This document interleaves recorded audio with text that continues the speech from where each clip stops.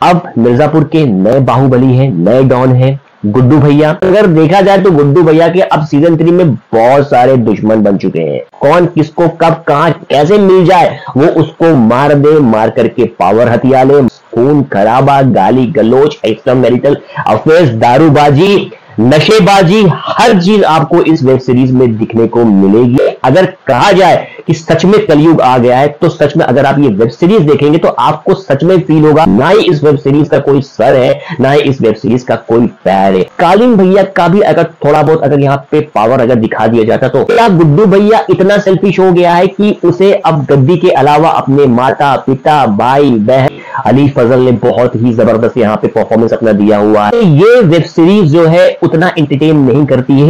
Hello friends, I am Shirish और आज मैं रिव्यू करने जा रहा हूं मिर्जापुर का सीजन 3। अगर आप लोगों ने सीजन 1 और सीजन 2 देखा होगा तो आप लोगों को इस वेब सीरीज का भौकाली बहुत अच्छे से पता होगा। जैसा कि इस वेब सीरीज का प्लॉट था, मिर्जापुर के बाहुबली होते हैं पंकज त्रिपाठी जो कि इस वेब सीरीज में बने हैं कालीन भैया, और उनके सुपुत्र बने हैं मुन्ना भैया जो कि है दिवेंदु। दिवेंदु अपने पिताजी की कुर्सी को हथियाना चाहते हैं और उसके बाद उनकी गैंग में एंट्री होती है गुड्डू भैया की और बबलू भैया की, जो कि रोल प्ले किया है यहाँ पे अली फजल और विक्रांत मैसी ने। और एंड तक आते आते मुन्ना भैया के हाथों यहाँ पे मर्डर हो जाता है बबलू भैया का। और सीजन 2 में हमें यह देखने को मिलता है कि किस तरीके से गुड्डू भैया अपने भाई के मौत का बदला लेते हैं मुन्ना भैया से, उनको मार करके। और कालीन भैया अंत में बहुत बुरी तरीके से जख्मी हो जाते हैं और उनको बचाने वाले होते हैं शरद शुक्ला। सीजन 3 का स्टार्टिंग यहीं से होता है। अब मिर्जापुर के नए बाहुबली हैं, नए डॉन हैं गुड्डू भैया, और उनको कुर्सी की लत लग चुकी है जिसके लिए वो अपने दुश्मनों का सफाया करते हुए दिखाई देते हैं। और साथ ही साथ उनका यहाँ पे साथ देती है गोलू जो कि उनकी साली भी होती है। और किस तरीके से यहाँ पे शरद शुक्ला अपने पिताजी के मौत का बदला लेना चाहते हैं गुड्डू भैया से, माधवी जो कि अपने हस्बैंड मुन्ना भैया के मौत का बदला लेना चाहते हैं गुड्डू भैया से। अगर देखा जाए तो गुड्डू भैया के अब सीजन 3 में बहुत सारे दुश्मन बन चुके हैं। और अगर हम बात करते हैं कालीन भैया की तो वो अभी जख्मी हालत में है, बेड पे है। उनको उठते उठते 2 एपिसोड 3 एपिसोड लग जाता है, लेकिन जब वो पूरी तरीके से उठते हैं तब तक जो है सारे एपिसोड्स यहाँ पे खत्म हो चुके होते हैं। साथ ही साथ इसमें बहुत सारे छोटे मोटे कलाकार हैं जो आपस में ही खुन्नस पाल के बैठे हुए हैं। कौन किसको कब कहां कैसे मिल जाए वो उसको मार दे, मार करके पावर हथिया ले, मार करके पैसे हथिया ले। बस यही इस वेब सीरीज में दिखाया गया है। वायलेंस वायलेंस वायलेंस, खून खराबा, गाली गलोच, एक्स्ट्रा मैरिटल अफेयर्स, दारूबाजी, नशेबाजी, हर चीज आपको इस वेब सीरीज में दिखने को मिलेगी। अगर कहा जाए कि सच में कलयुग आ गया है तो सच में अगर आप ये वेब सीरीज देखेंगे तो आपको सच में फील होगा कि आप जो है कलयुग में आ चुके हैं। और ये सीरीज जो है पूरा कलयुगी ही है, जैसे कि कलयुग में होने वाला है पूरा पूरा इस वेब सीरीज में यहाँ पे दिखाया गया है। ना ही इस वेब सीरीज का कोई सर है ना ही इस वेब सीरीज का कोई पैर है। सीजन 1 बहुत ही लाजवाब था, बहुत ही जबरदस्त था, और उसको एक्सटेंड करते हुए जब सीजन 2 आया था तो वो भी बहुत ही पावरफुल बना था। लेकिन अगर हम सीजन 3 की अगर मैं बात करूं तो यहाँ पे ना कालीन भैया है और मुन्ना भैया तो यहाँ पे है ही नहीं।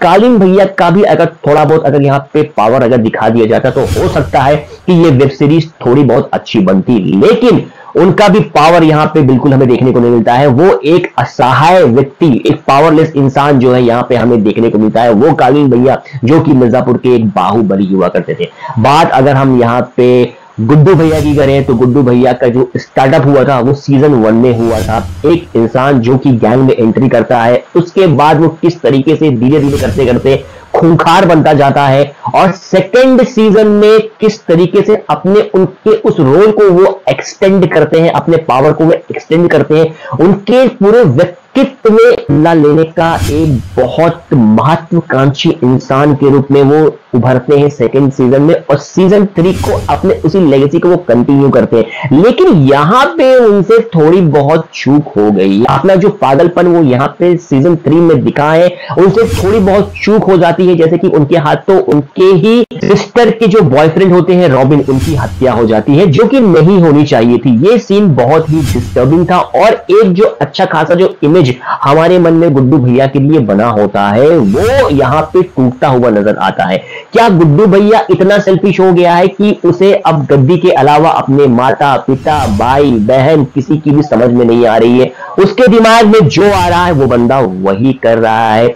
उसको कभी जो है लाला की बेटी से प्यार हो जाता है, कभी उसको गोलू से प्यार हो जा रहा होता है। कुछ समझ में नहीं आता है कि कहानी कहां जा रही है, कहां किस ट्रैक में जा रही है, कुछ भी समझ में यहां पे बिल्कुल भी नहीं आता है। डायरेक्शन की अगर मैं बात करूं तो अच्छा डायरेक्शन है, नो डाउट। यहां पे फरहान अख्तर का प्रोडक्शन है, इसमें कोई भी कमी नहीं है। परफॉर्मेंस की भी अगर मैं यहाँ पे बात करूं तो सारे लोगों ने बहुत ही अच्छा परफॉर्म किया है। स्पेशली अली फजल ने बहुत ही जबरदस्त यहाँ पे परफॉर्मेंस अपना दिया हुआ है। बहुत ही तगड़े तरीके से, बहुत ही पावरफुल बाहुबली के रूप में यहाँ पे वो उभर के नजर आते हैं और अपने रोल को ठीक ठाक वो करते हुए नजर आते हैं। लेकिन जब तक कि वो रॉबिन को नहीं मारते हैं, रॉबिन को मारने के बाद उनकी जो एक अच्छी खासी जो इमेज होती है मेरी नजरों में बनी होती है, वो इमेज भी उनकी जो है टूटती हुई यहाँ पे नजर आती है। गोलू को यहाँ पे लार्जर देन लाइफ वाली इमेज में दिखाया गया है। जबरदस्ती का भौकाल मेंटेन करने की कोशिश की गई है। उन्हें आपको बहुत बड़ा बाहुबली लगाना, कहीं पर भी जाना, उनका ये रवैया बिल्कुल भी यहाँ पे समझ में नहीं आता है। बात अगर हम करें यहाँ पे छोटे की,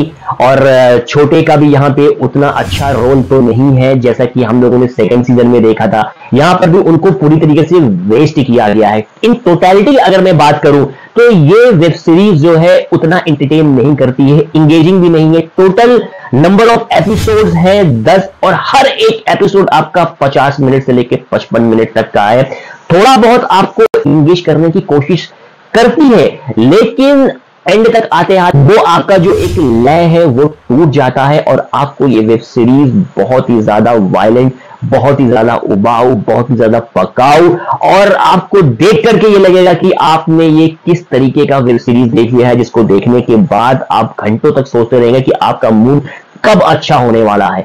रेटिंग की अगर मैं बात करूं तो इस वेब सीरीज को दूंगा मैं 10 में से मात्र 3 नंबर। बहुत ही बुरी वेब सीरीज है। सीजन 1 और सीजन 2 के परफॉर्मेंस को देखते हुए सीजन 3 बहुत ही बुरी वेब सीरीज बनके उभरी है और मेरे हिसाब से सीजन 3 की यहां पे जरूरत भी नहीं थी, क्योंकि बिना कालीन भैया के, बिना मुन्ना भैया के आप मिर्जापुर के बारे में सोच भी नहीं सकते। अकेले गुड्डू भैया क्या क्या कर लेंगे यार। और जितने भी छोटे मोटे जो कैरेक्टर्स हैं वो धीरे धीरे करते करते वो खत्म ही होते जा रहे हैं, वो धीरे धीरे करते करते मरते ही चले जा रहे हैं।